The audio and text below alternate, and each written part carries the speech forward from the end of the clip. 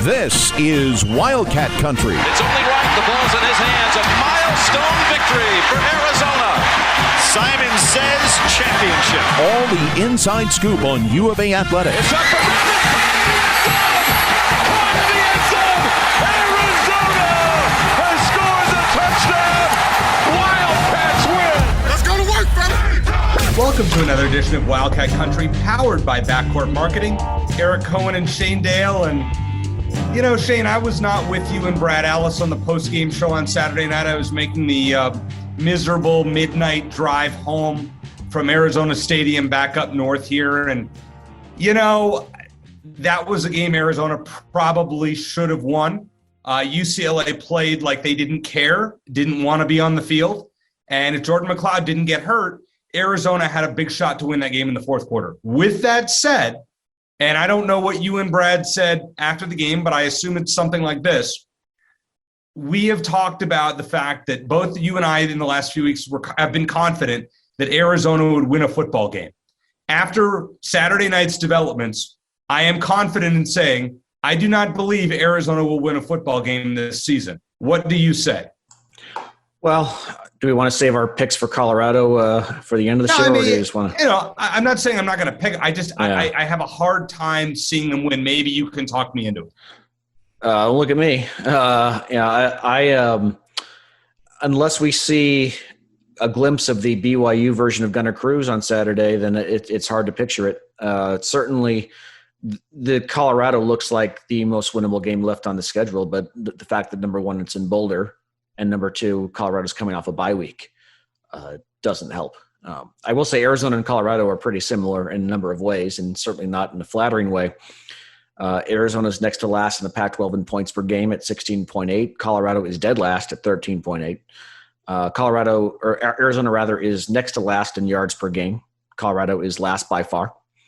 They are the worst two teams in the league in third down conversions. They're middle of the road defensively in terms of yards allowed. Arizona allows about 374, Colorado 384. They're at the bottom of the conference in sacks. Colorado's last, Arizona's second to last. One difference is Colorado has some semblance of a running game, and we saw that last year when Colorado, in another game that really Arizona probably should have won, that Colorado won when Arizona kept getting inside the 5-yard line and finding creative ways not to score.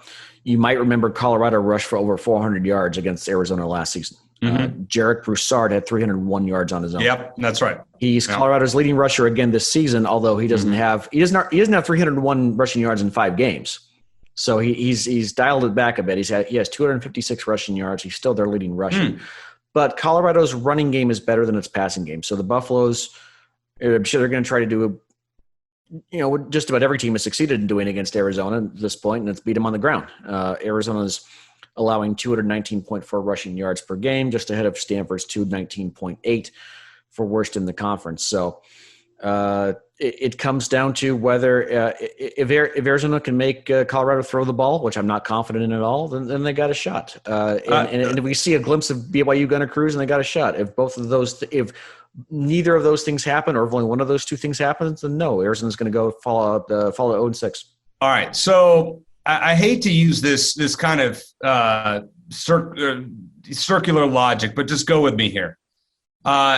Texas A&M 10, Colorado 7, Texas A&M 41, Alabama 38. Yeah.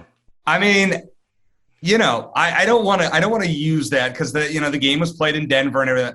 But I mean, this is a team that just beat the number one team in the country and in A&M, and Colorado was ahead of them for 50-something minutes. Based on what we've seen from Arizona, if Jordan McCloud was healthy, I would pick Arizona to win this game. Colorado has been dreadful since. Dorian Thompson-Robinson was dreadful. He's terrible at best. He had 3 yards at halftime, and that was the touchdown pass. That was it. He had completed, I think, as many passes to Arizona as he did UCLA at halftime. Jamari Joyner had more passing yards at halftime. By the way, that was a great play call by Jed Fish. By far, Jed Fish's best play call of the year.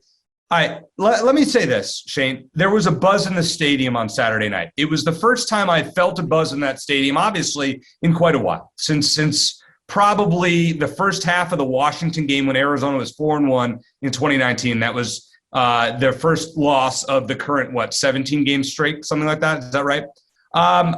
it was noticeable until McCloud got hurt. I thought Arizona had a chance to win the game. With that said, it is a crappy product that Jedd Fisch is putting out on the field. And it's not just the quarterback play. Don't blame it on that. The play calling sucks. I'm sorry. I don't mean to be negative. It's not good. Let me stop you there, Eric. What in particular did you not like about the play calling from the UCLA? They don't score. Well, yeah. But there's a lot of different ways to not score. Rich Rod's teams at Arizona, they scored a lot.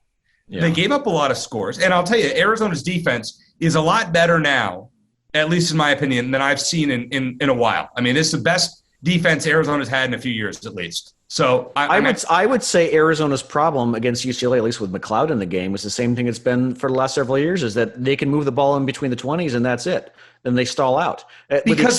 Go ahead. No, the play calling is not good, Shane. It's so vanilla. It's like, let's run another wide receiver screen to pick up 3 yards. Where is the innovative? There was one play that was innovative.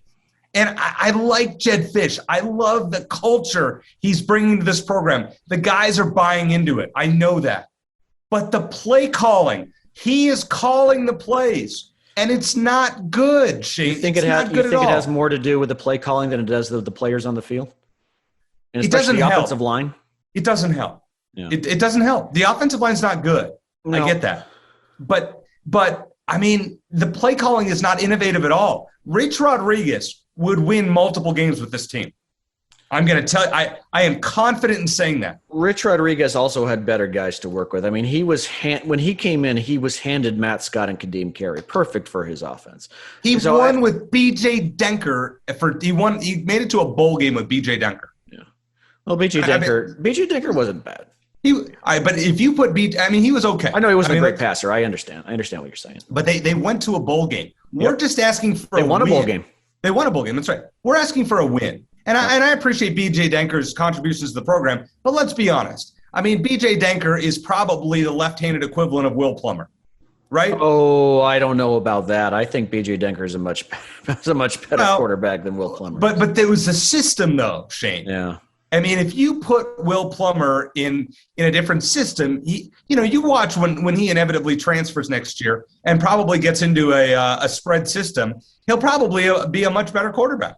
So, and this is hardly a revelation, but if Arizona is going to have a chance against Colorado, Gunner Cruz is going to have time to throw the ball. He looked pretty good against BYU until the Cougars realized we can blitz this guy and shake him up. Not just physically, but he has otherwise. No confidence, right? And the team doesn't have any confidence in him. But Colorado only has 5 sacks this season. That's the lowest in the Pac-12. Arizona's second lowest at 7. So you combine that with an offensive line that didn't look great against UCLA, but at times if you go back and watch, Jordan McCloud actually had time to throw a decent amount of the time, at least in the first half. So maybe there's something there. You combine that with Colorado's lack of a pass rush. Maybe Gunner Cruz starts to build confidence. Don't get me wrong. I'm as pessimistic as you are, Eric, okay? I'm just trying to play the other side and think, okay, what's Arizona's path to victory in Boulder? It's if Gunner Cruz has time to throw and can get this confidence back up, because we know he's capable physically. He put up good numbers against BYU. Then he disappeared against San Diego State inexplicably. But you do that, and you find a way to limit Colorado's running game, which hasn't been as potent as it was last year. And Arizona has a shot. One thing Arizona has done well this season is they haven't turned the ball over very much. They can do that. They got to limit the stupid penalties. They had 5 false starts, for goodness sake, at home last week. They got to limit that. Yeah. The weather's going to be nice in Boulder, so that's not an excuse. So I'm with you. I think I might be bold enough to have picked Arizona. In fact, I think I said it a couple weeks ago. Yes, you did. As of now, I'm going to pick Arizona to beat Colorado. Well, it's not now is then. Or then is now. And I mean, we'll get to that at the end of this podcast. But if those things come into place, then Arizona's got a shot. But I'm certainly not as confident as I was a few days ago. Our friend Matt Moreno from GoAZCats.com going to join us here momentarily to break down, what we saw, what we're seeing, and, of course, some recruiting news, which we'll get into more with Matt. But one thing that I'm going to ask him about is Jamari Joyner should be playing quarterback, Shane. He was a 4-star or high 3-star quarterback recruit in 2018 when he came to Arizona. And you can't tell me that Jamari Joyner is worse at quarterback with limited reps than these other guys they're throwing out there. And I don't want to pat myself on the back for saying over the summer that Arizona's number one problem was going to be the quarterback play, because that has been true. But what I want to know, first of all, from Jed Fish, and I don't want to criticize Jed too much. How is Jordan McCloud third on the depth chart for the first 2 or 3 games? How is that possible? I think it has to do, Eric, with the fact that he was not in spring camp and he was a little bit behind as far as the play. Come on. I mean, you know what you got. I saw enough in the spring game, Shane. You and I were there. I saw enough of Will Plummer to say this is not a guy you're going to win football games with at Arizona. At other places, I hope Will eventually transfers somewhere and gets some playing time and kicks some butt. I wish him nothing. I don't want to see him take another snap at Arizona. No. Gunner Cruz has also had his chances at Arizona. His teammates don't seem to – when he came in the game the other night and short hopped a pass that I could make blindfolded, that's not good. He's gone full Rick and Keel is what you're saying. Yes. So at that point, if you're Jed Fish, you got to be like, you know what, Gunner, thanks. You're our backup option. Jamari Joyner, you're taking every snap in practice this week.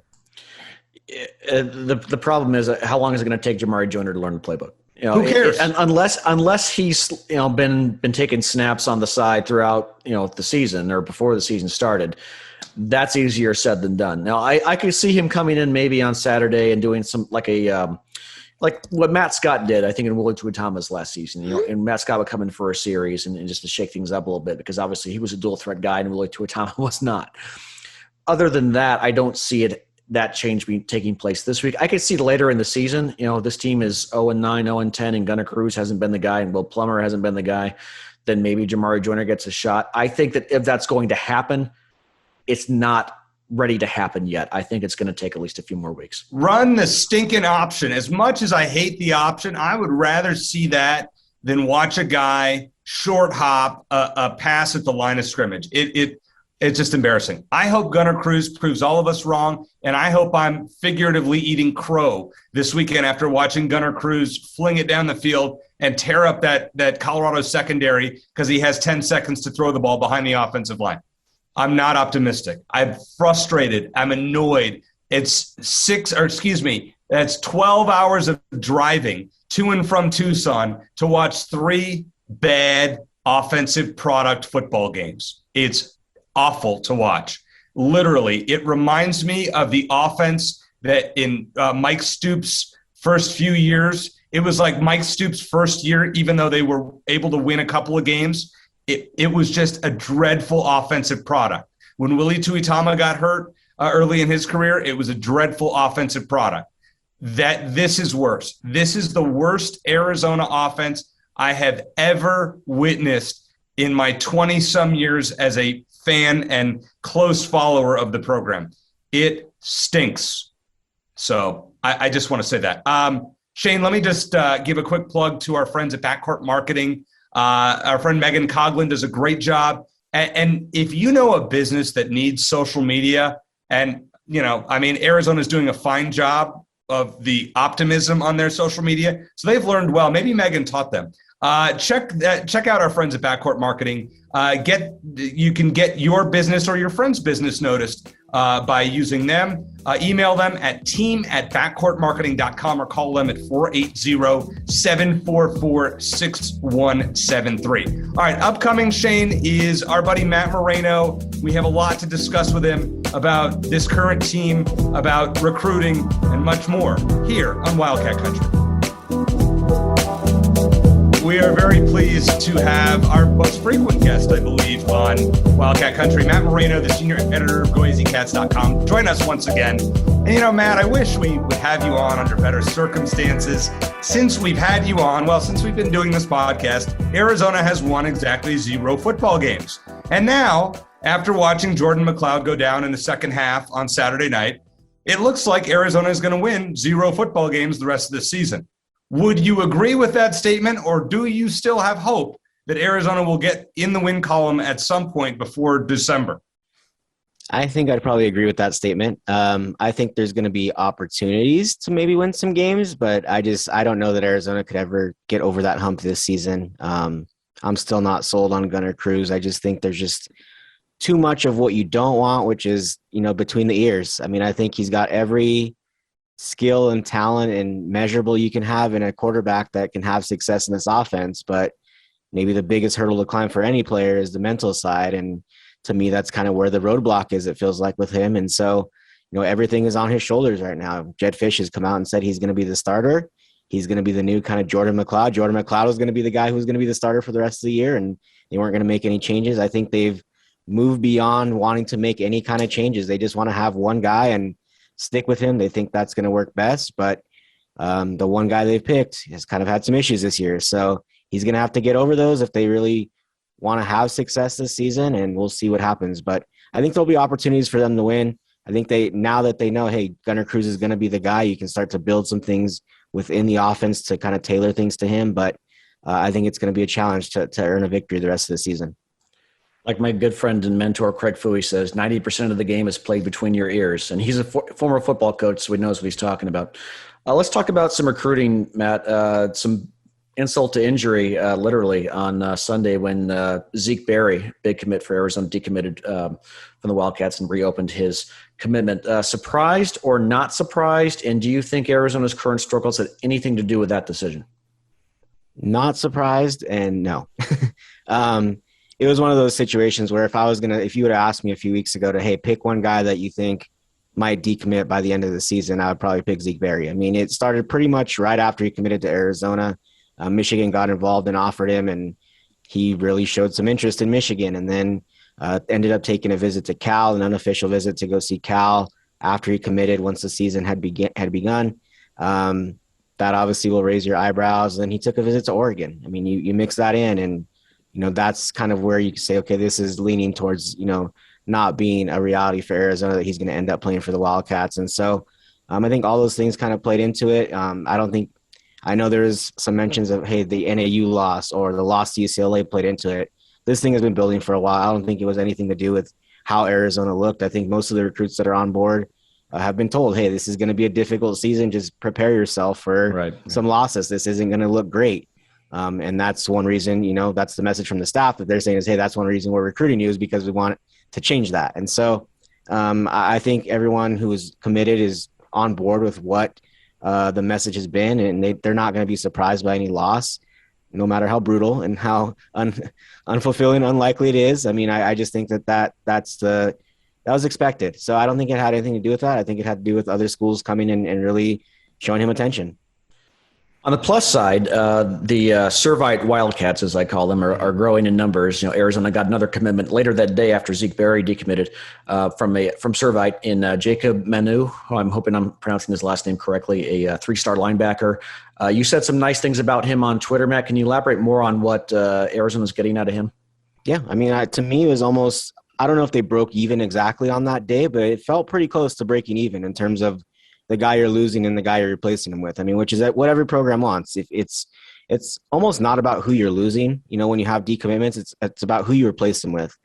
Some coaching staffs have been really good about that. I mean, Rich Rodriguez had moments where he lost some guys, but he replaced them with guys who are just as good or sure, a little bit better. And so Jacob Manu is definitely not Zeke Berry. I think there's no way around it. Zeke Berry is a loss for Arizona.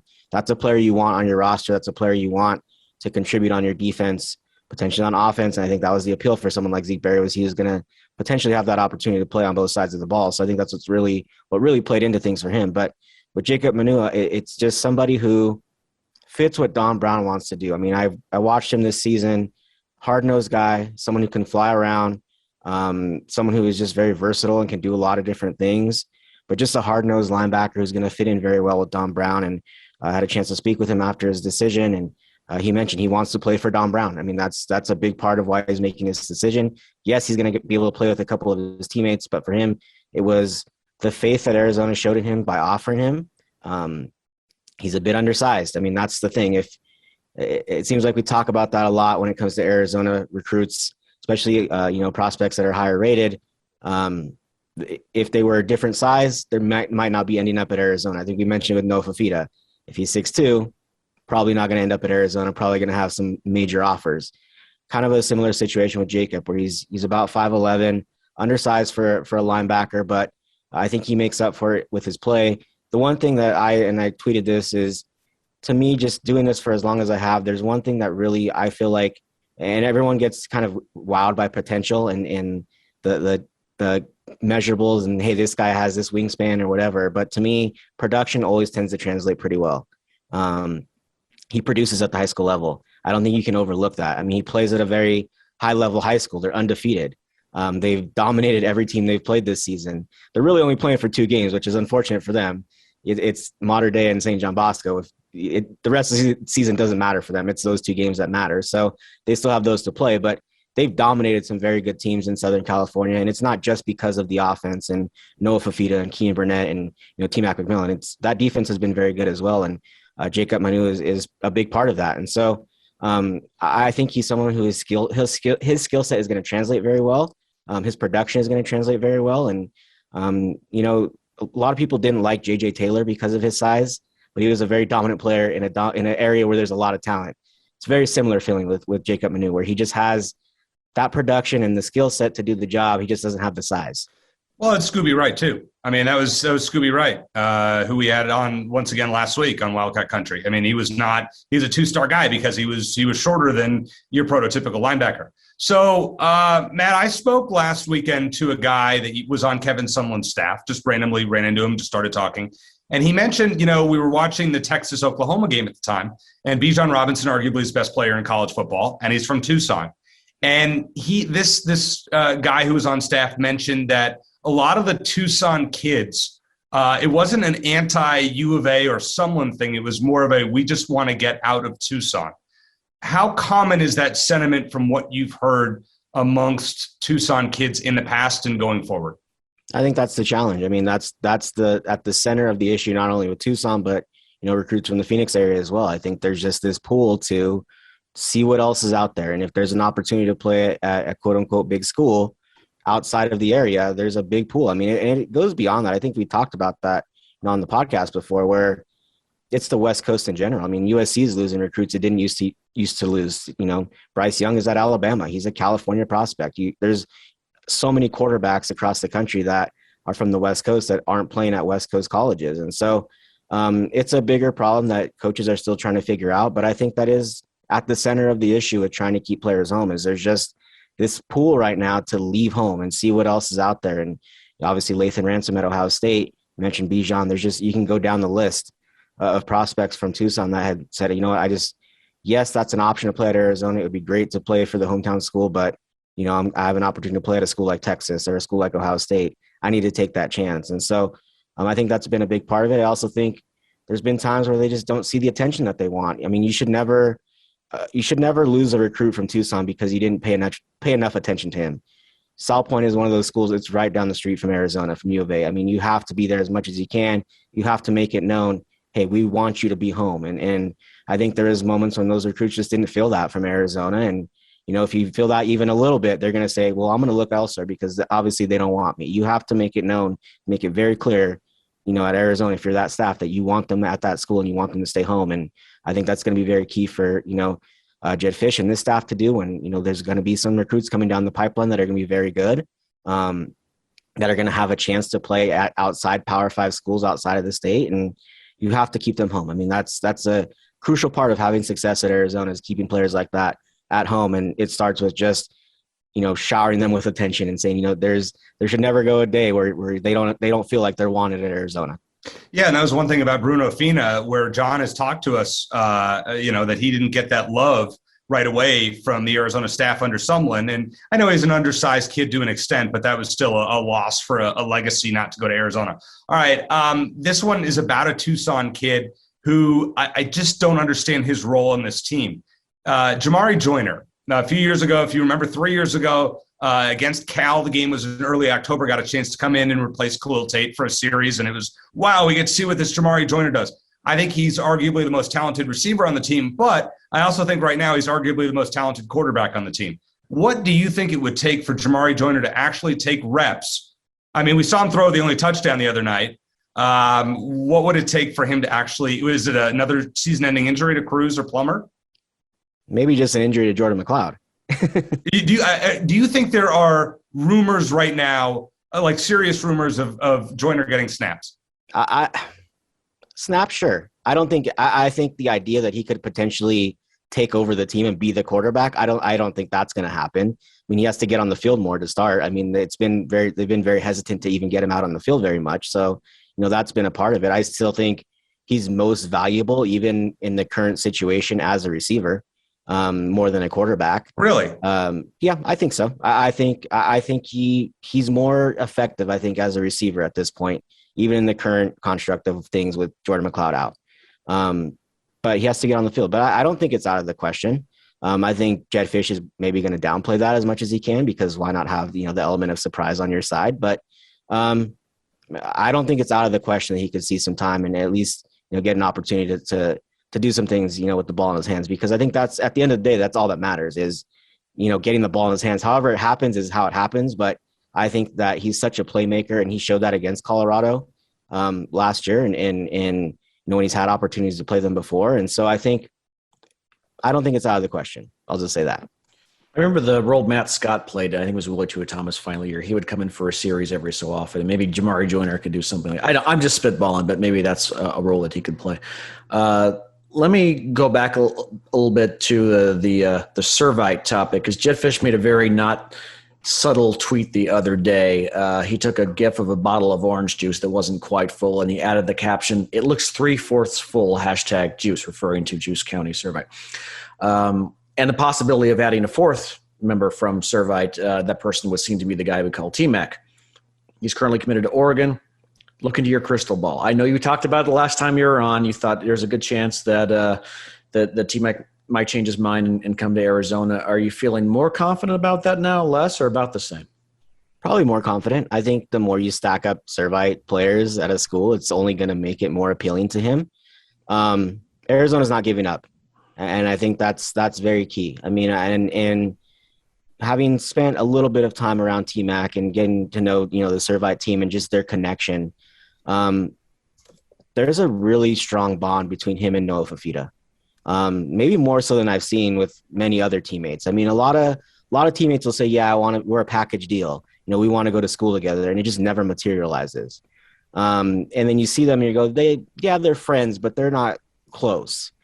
There's a different feeling when you kind of get to be around T-Mac and Noah Fafita, where there's a genuine friendship and close bond between those two in particular. And so I think more than anything else, I think that would really, be the reason why he would be coming to Arizona. I do think there's the appeal of, the NFL connections that Jedd Fisch has, and obviously the attention that they're showing, that entire group. But he's really good friends with Noah Fafita, and I think he really believes, especially based on what they've shown this season, that he will benefit most by having Noah Fafita throw him passes. And I think that's a big deal to him. And so when I talked to him, before he made his decision, that was one of the things he mentioned was, I feel like Noah Fafita is the type of quarterback that is going to be able to get me the ball and allow me to be in position to make plays. And so I don't think you can overlook that. So I think it's going to be difficult. You have NIL that's also involved in this.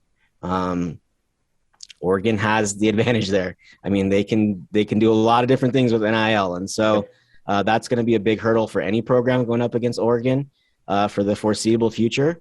But I do think that connection that he has with Noah Fafita is something to really pay attention to. And, when it comes time, when you have a pen in your hand and you're saying, hey, this is going to be my life for the next, 3 or 4 or 5 years, whatever it's going to be, some different things maybe go through your head. And so I'm going to be interested to see what happens when it gets really down to crunch time and he truly has to make a decision about where he wants to go. And if the appeal of playing with Noah Fafita now with some of his other teammates at Arizona, outweighs his dream school and the opportunity to, follow in the footsteps of someone like Marcus Mariota and go from Hawaii to, Oregon and have that connection.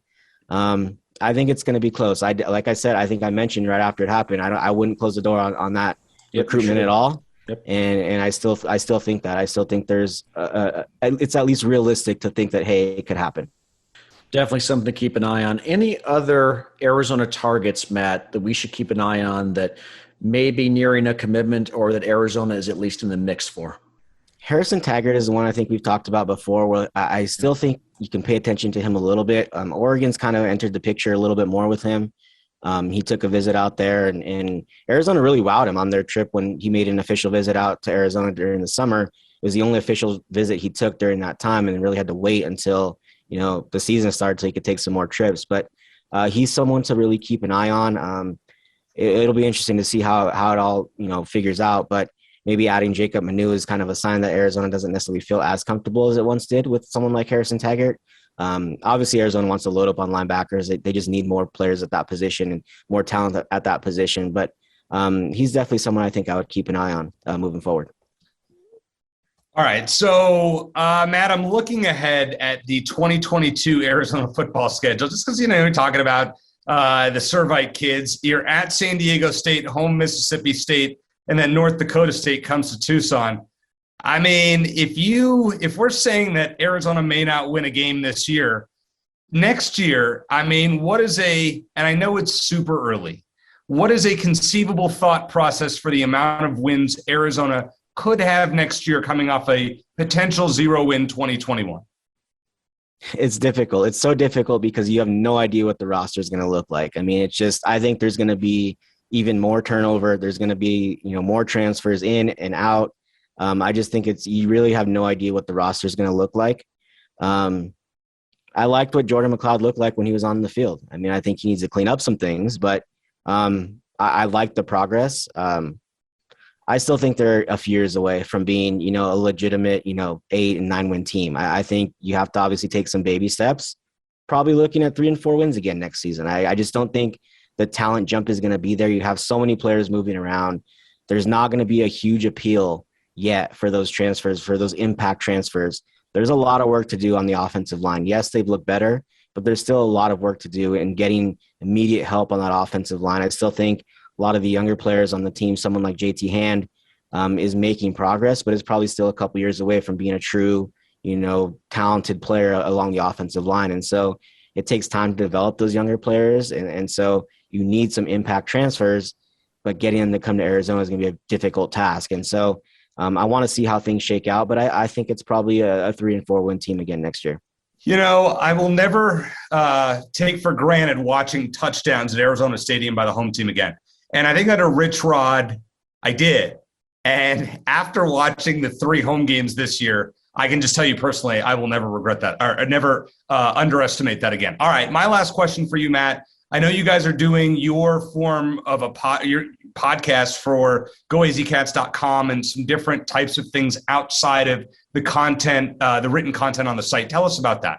Yeah, so we have our podcast, which is goazcats.com today. We do it weekly. Myself and Troy Hutchison, who's a staff writer for us, just kind of wrapping up the weekend, whatever we're going to have. And then once basketball season starts, we'll kind of get that going as well. And then we have Joe Tafoya, who played at Arizona. He's part of our goazcats.com preview show, which you can watch on YouTube, and goazcats.com on our site. It'll be linked there. But, he brings some different insight. He's one of the alums that's, been very involved in the process of kind of getting to know Jedd Fisch. And so he brings some different insight into things. Obviously played at Arizona for a while in kind of an important era.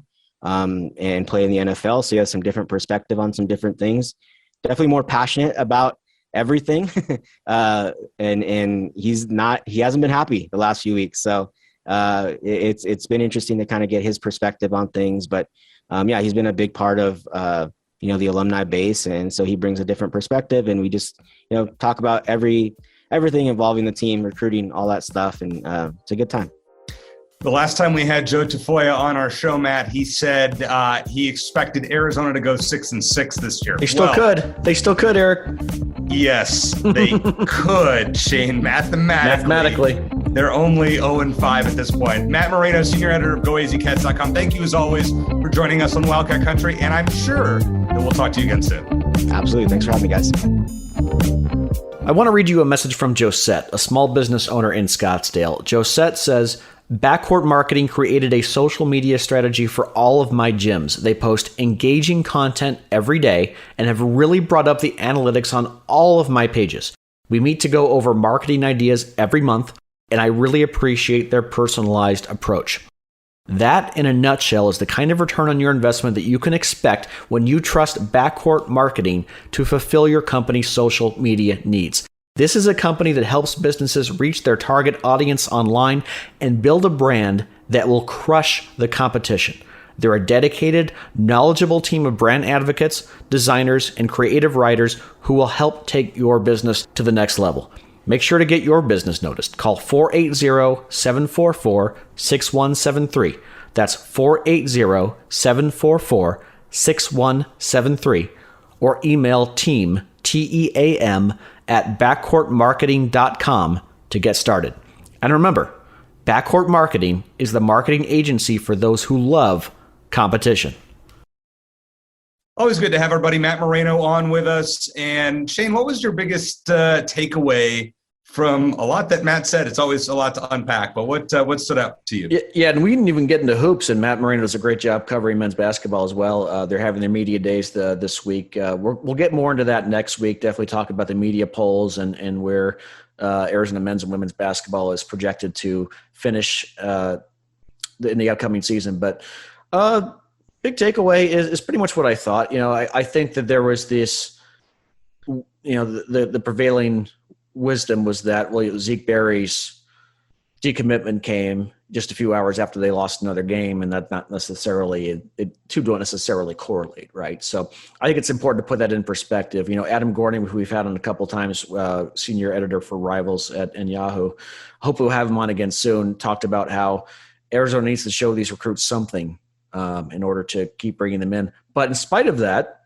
Arizona seems on track. They're still ranked in the top 40 nationally. I think that's a huge win if they're able to stay there going into next season. Imagine what this coaching staff could do when they actually win a few games. So Zeke Berry's decommitment was difficult, but they replaced that, like Matt said, with another guy from Servite. Hopefully they get a fourth guy from Servite soon. We'll keep a close eye on that. But short term doesn't look good, like we talked about, Eric, but longer term, I think the path is still there. I don't think that's changed. You could talk about the play calling, and maybe that's a longer-term concern. But in terms of the recruits, I think Jed Fish and his staff have done everything humanly possible to this point to get the guys they have, and hopefully that'll continue. Shane, I said this a couple weeks ago, and I'm probably going to say it next week as well, but I might as well go with it this week. If Arizona loses to Colorado on Saturday, next Friday's game against Washington will be the lowest attended game at Arizona Stadium in the last 50 years. I'm gonna say it right now. With high school football getting in, a lot of senior days in Tucson on that particular home date, which is Friday, October 22nd, and a team that is basically unwatchable without their quarterback that gave them a little bit of hope. I mean, you're looking at a crowd where I'm going to have a whole row to myself down there. Now, I will be there just because I'm sick in the head and I can't help myself. And I love my Wildcats and I will support them. But it's getting harder. Let me say that. Hey, maybe, Eric, if there's not that many fans there, maybe you'll have enough bandwidth to do like a live stream during the game from your seat, and you and I could just chat during the game. I will say, Shane and I are going to do the post-game show. I'm actually going to be on one of these on Saturday. Our old friend Barrett Baker going to join us. Former Wildcat player is going to join Shane and I on Saturday after the Colorado games. Check it out, probably around 4:30 Arizona time once that game ends. If it's bad, then we'll start earlier. We'll see how it goes. If it's good, Shane and I might start drinking champagne. Who knows? I might have to go get some to fill up the house. But you should be drinking champagne, Shane, for your picks, which went 7-2 last week. I went 5-4, and you now have a 2-game lead on me for the season through 6 weeks. So we are going to make a series of college football picks, once again concluding with Arizona, Colorado. But we'll go through these non-conference, non-Pac-12 ones fairly quickly. Oklahoma State is undefeated somehow and is close to the top 10, and they're taking on Texas, who absolutely and utterly gagged away the game against Oklahoma last week and cost me that pick. Are you taking the home Longhorns to bounce back, or the Cowboys to stay undefeated? Well, that's true. If Texas had won that game, we would have been still even. Yes, we would have. Yeah, that's unfortunate. 18-point lead in the second half. Unbelievable. Yeah. Well, we know something about late collapses in rivalry games, don't we? I do think you're going to see a demoralized Texas team after last weekend's collapse against OU. It's going to be tough to get back up. I know they're at home, but I'm going to take Oklahoma State on the road. I'm saying Texas finds a way to get back on track. I think Bijan Robinson is the real deal. And regardless of their record, should be invited to New York for the Heisman Trophy because he is one of the best players in college football. Absolutely. Arkansas, speaking of demoralizing, I mean, that game against Ole Miss was bonkers. They lost 52-51, but at least their coach, Sam Pittman, had the stones to go for 2 in the win because in overtime, there's no way they were going to stop Ole Miss. Auburn is a team that hung in there against Georgia for a little while. Now they go to Arkansas. I like Arkansas to get the home win, but I'm not confident in this pick. What do you say? We're going to disagree again, although I kind of a little nervous you going with the home teams. I'm going to go with the road teams. But I think Auburn's going to do enough to limit KJ Jefferson in Arkansas to pull off what I guess would be considered an upset. So the college game day game is going – it's kind of rare that they go back to the same school only a few weeks apart. But Georgia's, with Alabama's loss to A&M last week, which was a stunner, they are by far the best team in the country right now. And they're facing an undefeated Kentucky team coached by one Mark Stoops, who was the best defensive coordinator, that Arizona's had until Don Brown. How about that? I mean, Don Brown's – Mark Stoops did a great job in his tenure before he ended up at Florida State and then eventually Kentucky. Don Brown's doing a pretty darn good job with this defense this year. They're going to Georgia. Does Kentucky even score a point in this game? Yeah, if this were at Kentucky, I'd probably be really tempted to pick a stunning upset pick and go with Mark Stoops' team. I'd love to see him pull it off, but I don't think it's going to happen. I can't go against Georgia and that defense in Athens. Do you think that they will score, though? Do you think they'll score a point? I think they'll get a little touchdown or two. Yeah. Do you think Arizona could score a point against Georgia right now? Oh, hell no. Okay. BYU gagged away a top 10 season at home against Boise State last week. Now they're going to a surprising Baylor team who was pretty bad a couple years ago, and now they have turned it around with head coach Dave Aranda.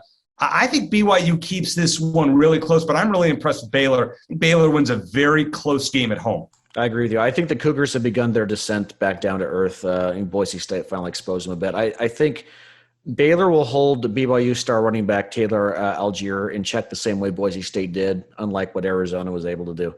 I like the Bears at home. So on to the Pac-12, and last year we saw a gigantic upset when Cal beat Oregon in the Bay Area. Well, now they're going to Eugene, and they are basically 2 touchdown underdogs. I think we're both going to agree that Oregon's going to win this game, Shane, but does Cal keep it close, or is it a blowout? No, I'm done defending Cal. They're just not a good football team. I know they're coming off a bye, but so is Oregon. The Ducks have had 2 weeks to stew over that loss to Stanford, which, as we saw, what happened to Stanford at ASU was a bad loss. I think Oregon wins this game big. Okay.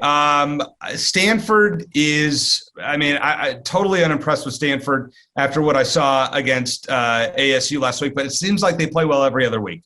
Washington State beat Oregon State last week, which was not something that we would have predicted a week after beating Cal. So Washington State, arguably one of the hottest teams in the conference, not named ASU.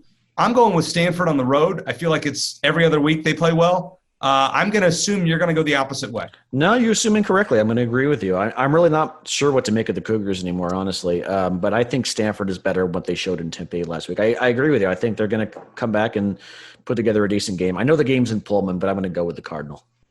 So DTR was dreadful against Arizona. We talked about that. Just Dorian Thompson-Robinson. It was so good in the first half against ASU and so bad for the next 3 halves of play. Now he's going up to Washington to face one of the best defenses in the Pac-12. I mean, this is really a toss-up game because Washington's offense is not significantly better than Arizona's even.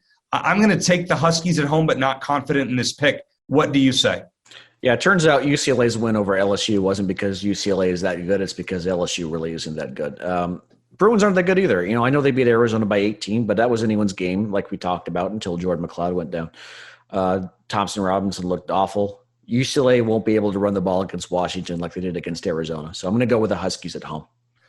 All right, big game up in Salt Lake City, Utah. And I think you picked this last week. Utah really dismantled USC. USC is 0-3 in their last 3 at home. And by the way, who does USC play in their next home game, Shane, on October 30th? Oh, is that the Wildcats? That is. Okay. So Arizona, USC is 0-3 in the Pac-12 at home. Arizona is their next home game because they have a bye week this week and then they play Notre Dame. So on the road. So just saying maybe there's no, okay. Anyways, ASU is going up to Utah, who looked, playing for their fallen teammate.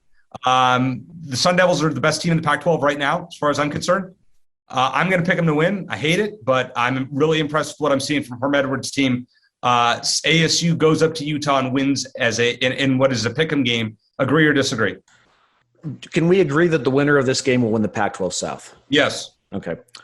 Both teams have it rolling right now. Yeah, I do think ASU is just a little bit better, especially on defense. They're starting to limit those mistakes we saw early on, making big plays on both sides of the ball. That defense that everyone was talking about before the season is finally starting to look like what we thought it would. So, yeah, I'm going to take ASU in a close game.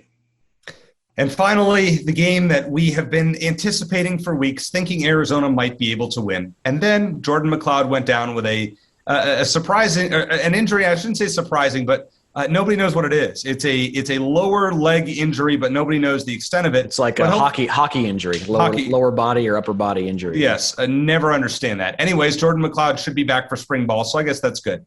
Nonetheless, Arizona is going to start Gunner Cruz this weekend. They've had good luck in their last 2 games played in Boulder, including their last win in general was in Boulder. Right. I am having trouble. Give me some good news. Well, when we talked about it in the first segment, I think there is some reason for slight reasons for hope for this game. But I'd be more inclined to pick Arizona if obviously Jordan McCloud was healthy and Colorado wasn't coming off a bye, like I mentioned. Colorado's bad. I don't think they're quite as bad as they've shown their last couple of weeks. As we've seen, that their defense can be quite good. That they did well against A&M, an A&M team that put up how many points to score against Alabama? 41 points. Okay, so I think Arizona is that bad. I don't think Colorado's quite as bad as they've shown. I think Arizona is, especially without McCloud under center. If BYU Gunner Cruz shows up, Wildcats could certainly pull off a win. Absolutely, they could. I just don't think that's going to happen. I hope I'm wrong. I'm going to go Colorado 23, Arizona 10. Shane, I honest to God, and I mean this, I had a score written down, and it was Colorado 23, Arizona 10. Oh, okay. I am not lying to you. So, we're going to agree. Maybe I'll switch it up. Colorado 26, Arizona 7. How about that? I'll switch that up. I had it at 23-10. Well, you can keep it the same. It's not a tiebreaker or anything. No, I know, but I think Arizona's going to have trouble scoring the football, and I think assuming that they're going to get two possessions where they score is going to be difficult. So I'll say 26-7. You'll say 23-10. But the fact is Colorado should be able to cover this 6.5 point spread fairly easily. It's a shame. This is a game Arizona probably would have had a good chance to win, as you said, if Jordan McCloud was healthy. He's not. The team is playing with no confidence, and unless we see a very dynamic offense that comes out of nowhere, Arizona's not winning this football game. It's sad. I can't wait for basketball season. There's going to be so much positive to talk about. By the way, the women's basketball team ranked 5th in the Pac-12 preseason poll. Absolute garbage. Shane and I will talk more about that next week. Don't forget to check out our post-game show on Saturday. Maybe we will be eating crow and talking about how we were wrong and Arizona shocked us and won the game. And if not, you'll commiserate with us. Thanks to our friend Matt Moreno from Go AZ Cats for joining us. Thank you to our friends at All AZ Sports for the work that they do, and our friend Megan Coughlin at Backcourt Marketing, and check them out at backcourtmarketing.com. For Shane Dale, I'm Eric Cohen. As always, bear down.